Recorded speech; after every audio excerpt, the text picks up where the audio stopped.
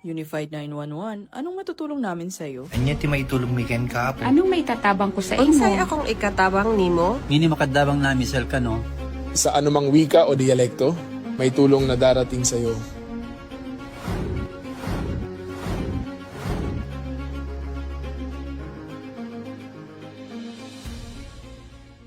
Lilingkod sa bawat Pilipino at magbibigay ng tamang impormasyon para sa tahimik at maayos na Pilipinas. Police News Network, alagad ng batas, tagapagtaguyod ng balitang pulis, sandigan ng mamamayan, patnubay ng katotohanan.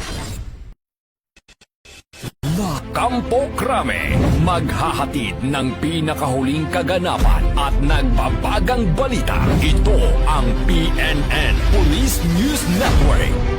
At ngayon, ang inyong mga tagapagbalita. Magandang umaga, Bagong Pilipinas. Ako ang inyong tagapagbalita, tagataguyod ng Balitang Pulis, NUP Loreto Bonifacio Concepcion. At ngayong araw ng Miyerkules, muli nating makakasama bilang special guest co-host, walang iba kundi si Miss Alexandra Faith Garcia, Miss Aura International 2021 Grand Winner, multi-medalist triathlete, and fitness advocate. Magandang umaga sa iyo, Miss Faith. Magandang umaga po, Sir Eton. Isang karangalan po muli na tayong makasama sa PNP News Online. Bago po tayo magsimula, huwag po nating kalimutan i-like, i-follow at i-subscribe ang page ng Philippine National Police, Police Community Affairs and Development Group, PCAG, tagapagunay, at Police News Network. Kami po ay maghatid sa inyo ng tamang balita, kwento ng pulis at serbisyo para sa mamamayan. At ito ang PNP News Online. Ang pangunahing balita ng Police News Network, alagad ng batas, tagataguyod ng Balitang Pulis.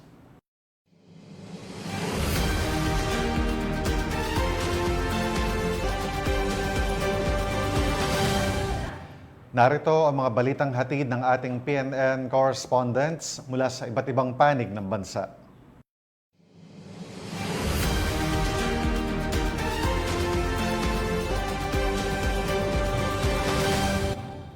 Isang high-value individual ang naaresto ng pulisya matapos makumpiskahan ng hinihinalang shabu at baril sa isinagawang buy-bust operation sa lalawigan ng Capiz. Muling iginiit ng pulisya ang kanilang patuloy na kampanya laban sa iligal na droga at kriminalidad upang matiyak ang kaligtasan at kapayapaan ng mamamayan.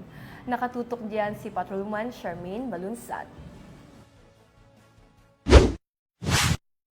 Matagumpay na naaresto ng mga tauhan ng Pontevedra Municipal Police Station, katuwang ang Capiz Provincial Drug Enforcement Unit at sa koordinasyon ng Philippine Drug Enforcement Agency, Regional Office 6, ang isang personalidad na itinuturing na high-value individual sa ikinasang drug buy-bust operation nito lamang ika-24 ng Enero taong kasalukuyan sa Barangay Rizal, Pontevedra, Capiz. Ayon kay Police Captain Dennis Luzbañez, Officer in Charge ng Pontevedra PNP, ang arestado ay kinilalang si alias Nald, 48 taong gulang na lalaki at residente ng nabanggit na bayan. Sa naturang operasyon, nakumpiska ang pinaghihinalaang shabu na tumitimbang na humigit kumulang 45 gramo at na-recover din ng isang caliber .38 revolver, mga bala at ang buy-bust money. Kasalukuyang nasa kustudiya na ng pulisya ang suspect at maharap sa kasong paglabag sa Republic Act 9165 o ang Comprehensive Dangerous Drugs Act of 2002 at Republic Act 10591 o ang Comprehensive Firearms and Ammunition Regulation Act. Patuloy ang mga kapulisan sa kanilang matibay na paninindigan na paigtingin ang kampanya laban sa ilegal na droga at hinihikayat ang publiko na patuloy na makipagtulungan sa mga otoridad sa pamamagitan ng pag-uulat ng mga kahinahinalang gawain upang mapanatili ang kaligtasan ng bawat isa sa komunidad. Mula dito sa Police Regional Office 6, ako ang inyong Police News Network Correspondent, Patrolwoman Charmaine Balunsat, alagad ng batas, tagataguyod ng Balitang Pulis. Maraming salamat, Patrolman Balunsat. Nasabat ng mga otoridad ang humigit kumulang 43 milyong halaga ng cocaine sa Ninoy Aquino International Airport na nagresulta sa pagkakaaresto ng babaeng overseas Filipino worker o OFW. Nakibalita dyan si Patrolman Sari Bernales. 43 milyong halaga ng cocaine ang nasamsam ng mga otoridad sa Ninoy Aquino International Airport sa isinagawang interdiction operation sa tulong ng K9 units. Ayon sa Philippine National Police, nadiskubre ang ilegal na droga sa bagahe ng isang babaeng overseas Filipino worker na dumating sa bansa mula Brazil matapos magbigay ng alert signal ang K9 dogs habang isinasagawa ang screening ng mga bagahe. Pinuri ng PNP ang mahigpit na koordinasyon ng iba't ibang ahensya kabilang ang Aviation Security Group, Bureau of Customs at PDEA na nagresulta sa matagumpay na pagkakasabat ng ilegal na droga at pagpapatibay ng seguridad sa mga paliparan. Ito ang bagong PNP para sa bagong Pilipinas, serbisyong mabilis, tapat at nararamdaman. Maraming salamat, Patrolwoman Bernales. Agad na rumisponde ang Philippine National Police sa isang ina na nagsilang ng premature baby sa isang liblib na lugar sa Apayao matapos makatanggap ng ulat hinggil sa agarang pangangailangang medikal ng mag-ina. Yan ang magandang balitang hatid ni Patrolwoman Resalie Umalay.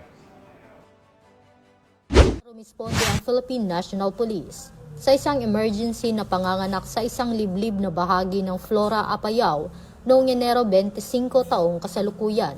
Sa pangunguna ng mga tauhan ng Flora Municipal Police Station at First Apayao Provincial Mobile Force Company, mabilis na tinugunan ng PNP ang panawagan ng tulong ng isang guro na nagsilang ng premature baby sa lugar na hindi kayang pasukin ng sasakyan. Sa kabila ng landslide at matarik na daan, pinangunahan ng mga pulis ang manual na paglikas sa ina at sanggol sa layong 8 kilometro hanggang sa makarating sa ospital. Sa tulong ng barangay at mga residente, matagumpay na naisagawa ang kabinulig na nagpapakita ng matibay na ugnayan ng pulisya at komunidad.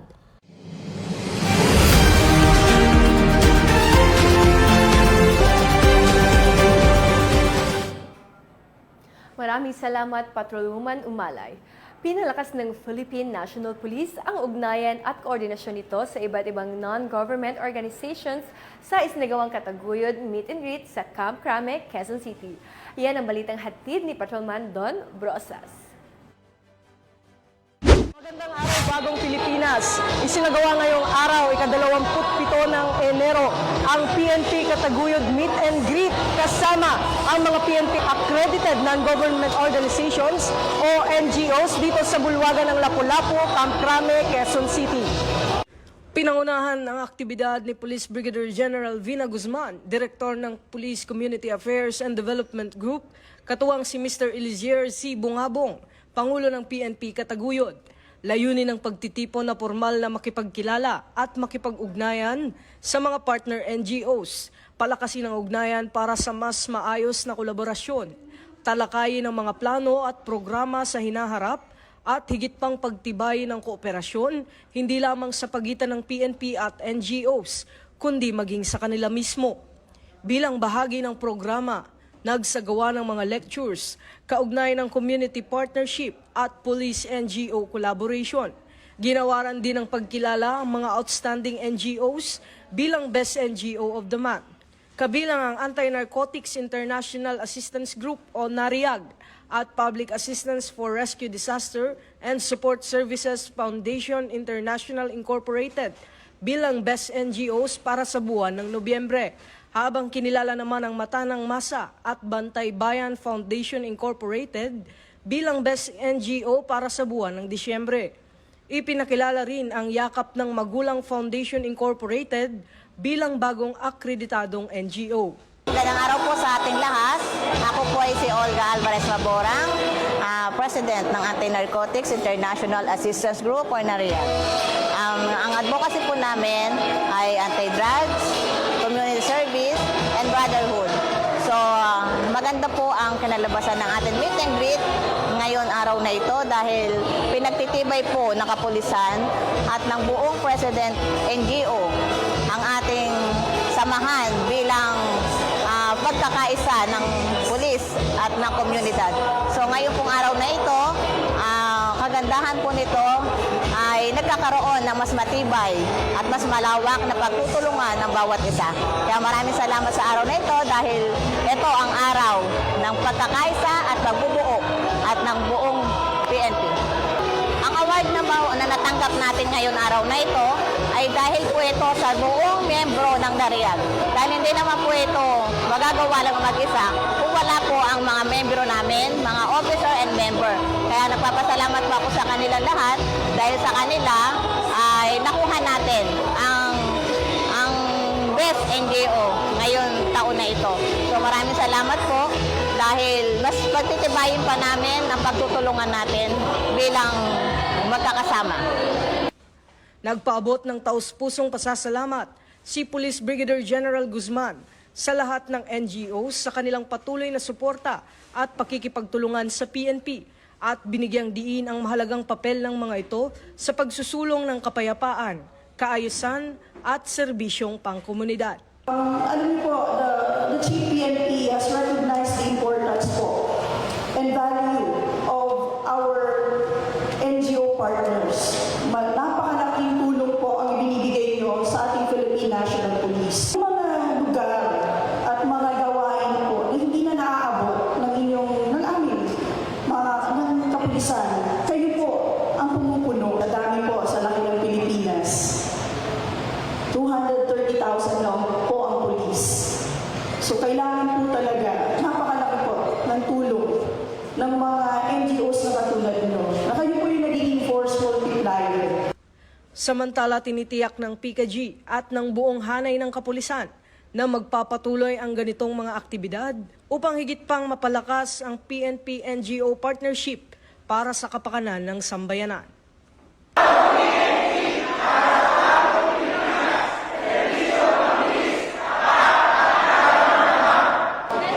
Mula dito sa bulwagan ng Lapu-Lapu Camp Crame, ako ang inyong PNN correspondent, Patrolman Don Brosas, alagad ng batas, tagataguyod ng Balitang Pulis. Maraming salamat, Patrolman Brosas. Idinaos ang Assumption of Office Ceremony ng bagong Officer in Charge ng Regional Maritime Unit 5 ng PNP Maritime Group bilang bahagi ng formal na paglilipat ng pamumuno sa nasabing unit. Magbabalita riyan si Police Staff Sergeant Irene Hani Tria Abad. Formal nang itinalaga bilang bagong officer in charge ng Regional Maritime Unit 5 PNP Maritime Group si Police Lieutenant Colonel Carl Omar H. Fiel sa isinagawang Assumption of Office ceremonies sa RMU 5 Headquarters, Legazpi City, Albay nito lamang ika-26 na araw ng Enero taong kasalukuyan. Ang makabuluhang seremonya ay pinangunahan ni Police Colonel Roderick B. Campo, Deputy Director for Administration, na siyang kumatawan kay Police Brigadier General Lou Frias Evangelista, ang Direktor ng PNP Maritime Group. Binulahan din ito ng Regional Vice Chairperson ng Regional Advisory Group for Police Transformation and Development na si Mr. Romulo Judito L. Belleza, mga hepe ng Maritime Police Station, team leaders ng Maritime Law Enforcement Teams at lahat ng miyembro ng RMU 5 Headquarters. Sa mensahe ni Police Colonel Campo ay binigyang diin niya na ang pamumuno ay hindi nasusukat sa titulo o ranggo, kundi sa epekto, impluwensya at pananagutan bilang isang leader. Ipinaabot niya ang mainit na pagbati kay Police Lieutenant Colonel Fiel at nagpahayag ng tiwala na magagampanan nito ng buong husay ang iniatas na responsibilidad. Samantala, tiniyak naman ni Police Lieutenant Colonel Fiel na sa kanyang pag-upo ay buong puso niyang paiigtingin at isusulong ang misyon ng PNP Maritime Group na matiyak ang kapayapaan, kaayusan at kaligtasan ng publiko. Ipinahayag naman ng mga miyembro ng RMU 5 ang kanilang buong suporta at umaasa silang magbubunga ito ng magandang samahan. Ang PNP Maritime Group sa pamumuno ni Police Brigadier General Lou Frias Evangelista ay patuloy sa pagsulong ng ligtas na karagatan, mapayapang komunidad at mas matatag na bansa alinsunod sa advokasya ng bagong PNP para sa bagong Pilipinas, serbisyong mabilis, tapat at nararamdaman. Mula dito sa Regional Maritime Unit 5, ako ang inyong PNN correspondent, Staff Sergeant Irene Hanitri Abad, alagad ng batas, tagataguyod ng Balitang Pulis. Maraming salamat, Police Staff Sergeant Abad. Inilapit ng Philippine National Police ang kasaysayan at kultura sa publiko sa pamamagitan ng exhibit na Untying of Traditional Cloth for PNP, a Journey of Service sa Fisher Mall, Quezon City. Ang detalye ng report mula kay Patrolman Fe Octaviano.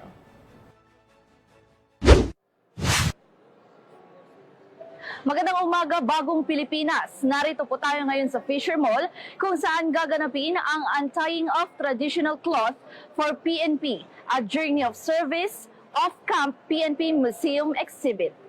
Mas inilapit ng Philippine National Police ang kanilang kasaysayan at kultura sa publiko sa paglunsad ng Untying of Traditional Cloth, a Journey of Service. Exhibit sa Fisher Mall, Quezon Avenue, Quezon City. Kinatawan ni Police Lieutenant General Bernard M. Banac, Deputy Chief PNP for Administration, si Acting Chief PNP Police Lieutenant General Jose Melencio Sr. Tates Jr., kasama sina Police Brigadier General Vina H. Guzman at Police Brigadier General Marvin Joe C. Saro. Ipinakita sa exhibit ang ebolusyon ng PNP mula Philippine Constabulary hanggang sa makabagong kapulisan ngayon. Bawat artifact, salamin ng serbisyo at sakripisyo. Bahagi ito ang pagdiriwang ng PNP Day 2026 sa ilalim ng advokasiyang Bagong PNP para sa Bagong Pilipinas. Serbisyong mabilis, tapat at nararamdaman.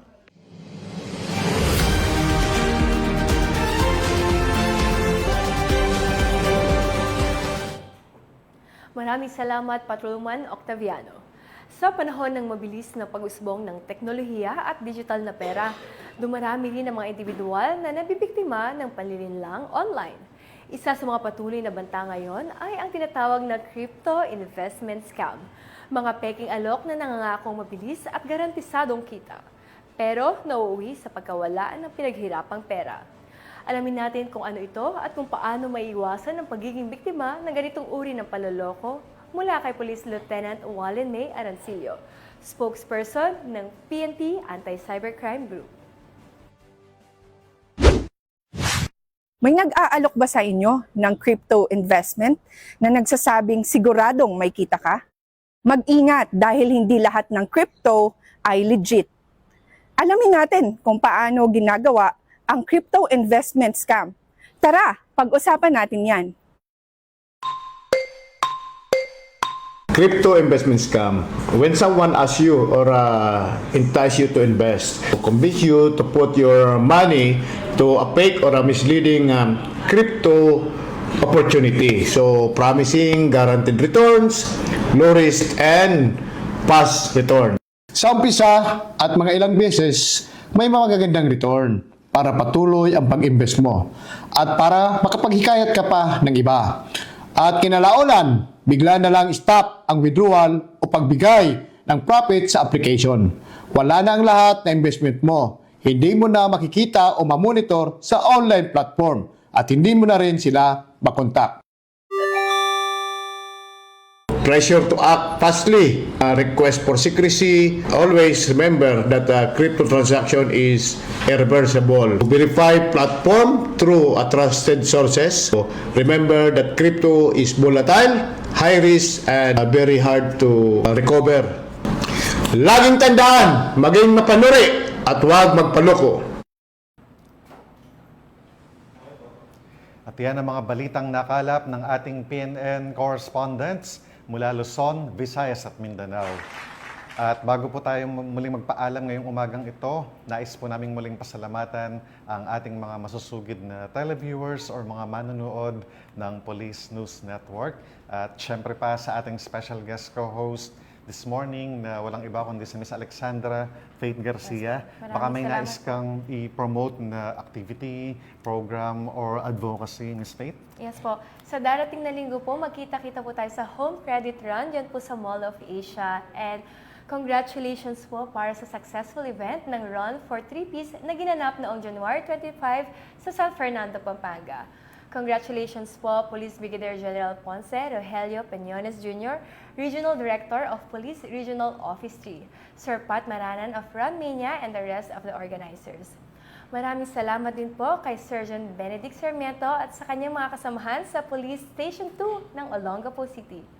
Pinapasalamatan at binabati ko rin po si Acting Chief PNP Police Lieutenant General Jose Melencio Nartates Jr., Police Brigadier General Marvin Joe Saro, Officer in Charge ng Directorate for Police Community Relations, PKG Command Group na pinapamunuan ni Police Brigadier General Vina Habana Guzman, Police Colonel Joel Serrano, Police Colonel Adonis Guzman, Police Colonel Joel Ada, sa lahat ng personal ng Police Community Affairs and Development Group at sa lahat ng magigiting na pulis sa buong bansa. Maraming salamat sa inyong serbisyo para sa isang ligtas na pamayanan. At sa ngalan ng pamunuan ng Philippine National Police, sa pangunguna ni Acting Chief PNP Police Lieutenant General Jose Melencio Nartates Jr. at sa pamumuno ni President Ferdinand Bongbong Marcos Jr., kami ay maglilingkod sa bawat Pilipino at magbibigay ng tama at balanseng balita.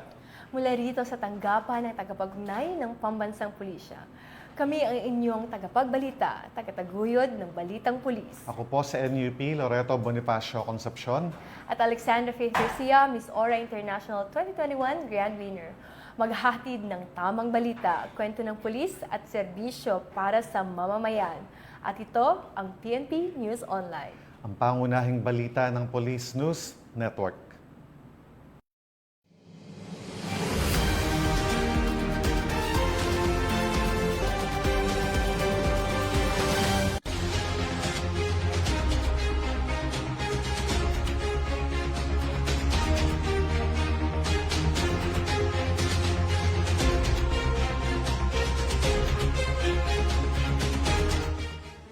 Police News Network, alagad ng batas, tagapagtaguyod ng balitang pulis.